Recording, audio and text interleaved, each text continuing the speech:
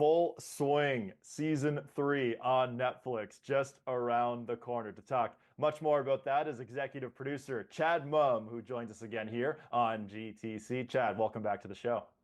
So happy to be back. Look forward to it every year. It's our annual check-in on Full Right. Swing. So the air date is just around the corner for Full Swing Season 3. What should fans be most excited about for the upcoming season? I mean, we got some Canadians in the show Yep. finally. It took us 3 seasons, but we finally did it. Nick Taylor, Adam Hadwin, episode 2. Everybody just, don't skip episode 1, but episode 2, you finally get the Canadian focus that is long overdue. So we're excited about that. No, I think for me, season 3 really we wanted to get back to what made season 1 so good, which was like this relentless focus on just like great character stories. We've sort of put aside the kind of macro drama of pro golf in terms of like the live and piff Mhm. argument and who's going and who's staying, and really just wanted to get back to like the heart of just great characters, really great human stories, amazing access off the course, and then just like amazing kind of excitement on the course. And I think this season really does like bring the best of season 1 and the best of season 2 together. And I always every fall, I get a lot more gray hair as we're kind of putting this all together, and then the show always kind of just like emerges, and it's like, oh, it's so good. So I'm very excited for everybody to see it this year. It's premiering on February 25th, and which is Tuesday, and y'all start binging it. I'm excited. I think there's something for everybody in this season for sure. 100%. And there's so much to get into. But when the trailer initially dropped, I can only imagine your phone blew up because, my man, social media blew up with excitement around this new season. Yeah, no, it's every year, it's always fun to kind of let it drop and remind people that it's coming back. I think this year in particular, last year we came out in March, so golf season was a little further along. I think this is like the perfect time for the show to come out, this week or sorry, yeah, February 25th. And then the other thing too, I gotta mention, if anybody's curious about Happy Gilmore 2, there is some amazing behind the scenes of that movie in Full Swing season 3. People, I don't know if people have made that connection, but I was one of the producers in Happy Gilmore 2, and they sort of brought me on board to help make the golf more authentic and also get a bunch of pro golfers and legends of the game to kind of show up and make cameos. And we had the Full Swing cameras rolling for the entire process of filming all the golf for Happy Gilmore 2. And so there's probably the best look at behind the scenes of that movie that you're going to see until it comes out is episode 1 of season 3 of Full Swing. Okay, if that's not a teaser for Happy Gilmore 2, I haven't seen one, man. We're so intrigued about Happy Gilmore 2. That is fantastic. Now, you mentioned about trying to maybe make this a little more like season 1 and tell some great stories. What were some of the major lessons you and the production team have learned over the first 2 seasons of Full Swing that you've applied now to season 3? Yeah, I mean, we've gotten a lot better, I think, at picking stories. Season 1, we shot just so many hundreds of hours of Mhm. stuff that never really got used because just, there's no payoff. And I think for us, we now kind of really know to make a great Full Swing episode, you kind of have to have a beginning, a middle, and an end. We have a lot of great stories that we follow that have awesome beginnings and middles, but just no ending. And what I always say about golf that makes it hard from a TV perspective for a show like this is like, you could be a player that has, 4 top 5s in majors, and you would count that as a great season. It's like I can't do anything with it because you need really high highs and really low lows for these episodes to really come together. And but I think we've gotten a lot tighter about knowing what stories to pick, and we did have an embarrassment of riches this season. I mean, there were so many great sort of on-course storylines and off-course storylines, and we do kind of the stuff that we could expect. Like we knew the President's Cup was going to be a lot of fun. We learned a lot from making the Ryder Cup episodes last year that there is no T5 in a President's Cup, and so everyone's going to have strong feelings at the end of it. And that episode, I think we take a slightly unexpected twist in how we get into it. Actually through one of the assistant captains, which you wouldn't think that that's the way to get into a President's Cup, but we tell the Camilo Villegas story and Mm. have that sort of lead into the President's Cup and what he and his wife went through and the international community kind of embracing them. So I think it's a really unexpected but amazingly powerful way in, and then just the results. They just can't beat team golf for like everybody having big emotions and having a great ending for us. So And then you always have so that's something we knew was going to be good and we planned for all year. And then you always get the unexpected stuff like Friday at Valhalla at the PGA Championship, and, the number one player in the world getting arrested before his tee time. And we, the show is, I like to think we do a good job of planning stuff. That one was just so lucky that we happened to have cameras in the locker room that morning because we were following, I think Rory had an early tee time. So our cameras were already in the locker room, kind of waiting for Rory to arrive when the news started breaking. And so you get to kind of see inside the locker room as the players found out in real time what was going on. And we were able to get some footage from the county or from the city that, I think is publicly available, but maybe no one's ever seen before, of like the body cam footage. And it does bring you into that moment in a way that I think makes Scottie's round that afternoon just even more impressive. It's the first time that you really see him, kind of like, you can hear it in his voice, like it's a bit out of control, and he's a little like, you can feel the fear and the uncertainty of what was going on. And if anything, you just come away with even more respect for him. And I think people who remember that moment will see it in a whole new light after watching, episode 4.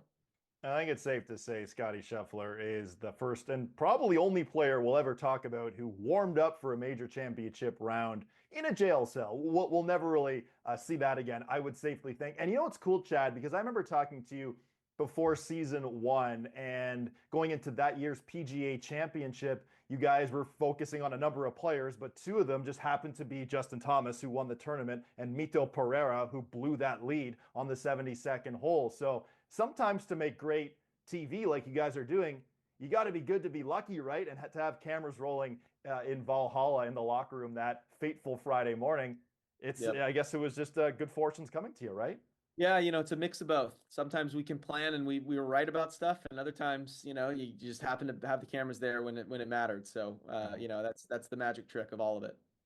And you mentioned earlier too about the Camilo Villegas story, which is emotional. It's courageous on Camilo Villegas and his family to talk about what they went through. And so, one of the episodes or features I'm really looking forward to seeing is the Gary Woodland story, because to go from brain tumor to not sure if you'll ever you'll live to playing on the PGA Tour again in fairly short order. What was it like peeling the layers behind that unbelievable story?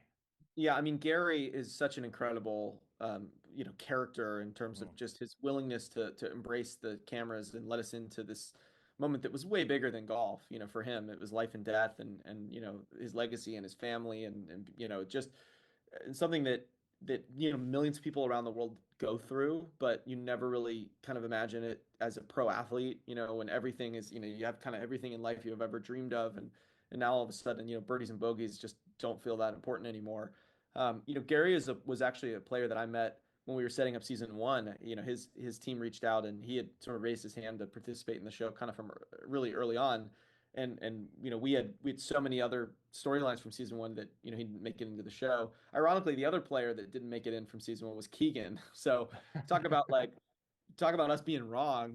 We sort of passed on Gary and Keegan for season 1, and look at us now. But they were right, and Gary gave us so much access, and I think so much so that even his team was surprised by how much access that we had when they finally got a chance to see the episode, and we're so proud of it. It's I mean, he should be proud of just who he was and how he handled it, and I think that's a great example of full swing. I think at its best, the kind of storytelling that we can do that just doesn't quite work as well as like a special on a website or as a thing that rolls into the broadcast. Just having that context of being with them from the beginning of that process to kind of the end of it, and to be able to bake that down into like a 45-minute episode of dramatic television is just we're grateful to have that platform in this show, and I think Gary sort of deserves all the credit for it. He certainly should, for sure. And I'm looking forward to seeing that episode in particular. But you mentioned off the hop a couple Canadians being Come on. showcased, Nick Taylor and Adam Hadwin. Now, we're in Canada. We know both of these guys well. We know what Nick Taylor did at the 2023 RBC Canadian Open, arguably one of the greatest moments in Canadian sports history, which was awesome. So we know them very well. But what should viewers be most excited about getting to know both Nick Taylor and Adam Hadwin? Yeah, I mean, I think it's hard to pitch to Canada like you should know these two guys because they're national heroes. I mean, Nick in particular. Anytime you get a tournament logo remade to be your silhouette. That's icon status. Yeah. So for us, we've like got great relationship with the Canadian players, and there's such a cool Canadian contingency like out there on tour. Interestingly, all kind of point to like Mike Weir winning the Masters as Mhm. like their moment of like realizing that golf was kind of their thing, and so it's fun to kind of meet those guys and see their process and get into that kind of close knit group of Canadians out on tour, and then to kind of get to come full circle with Mike and his President's Cup captaincy, in Canada. Mike was amazing as well, and obviously Michelle, his wife, like no, she's not shy around the cameras. She's got a lot of experience, Yep. and she was so amazing and so fun. I remember when we did our first shoot with her and Mike, kind of like off the course. Our crew called me right afterwards, and they're like, "Oh yeah, we got something. Like this is gonna be great." So we appreciate just the buy-in, and I think we there's been so many great Canadian players now on the PGA Tour for the last sort of 10 years, and Yeah. and to see that group continue to kind of rise in the ranks as a group and together, and the way they support each other is super cool. And the Adam and Nick are featured in an episode that also features Shane and Rory, Oh, nice. Shane Lowry and Rory McIlroy, and it's fun to see like there's some real crossover in those two stories, and Shane and Rory both kind of had this parallel childhood, and they played with each other, and they're sort of from the same place, and then same thing with sort of Nick and Adam, and to see them kind of like meet each other head to head in New Orleans is just, yeah, again, it's something you can't script, but we like to find these really complementary storylines, and I think that those two work so well together. They certainly do, and they're great Canadians. They've done a lot of great things, and I'm looking forward to seeing them in full swing season three. Chad, before we let you go, a couple quick ones. Are we doing 8 episodes again this season? This season's 7 episodes, Okay. so you can really just binge it all at once. Don't stop. Brew a pot of coffee, put it on, hit play. It'll take you 4.5, 5 hours, but it'll be well spent. So yeah, 7 episodes this season.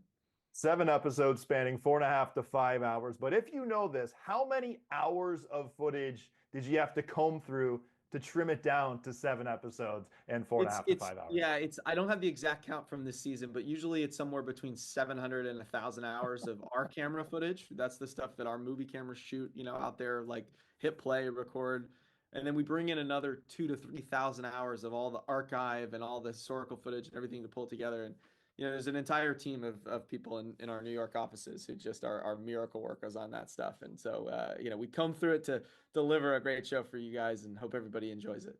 Full Swing season three coming out this week. Chad, congratulations on yet another great release coming out. Stay in touch, my man, and congratulations to you as well. All the success you've had with the Creator Classic and growing the game of golf all around. Really happy for you, man. Thanks for your time today, and talk to you soon.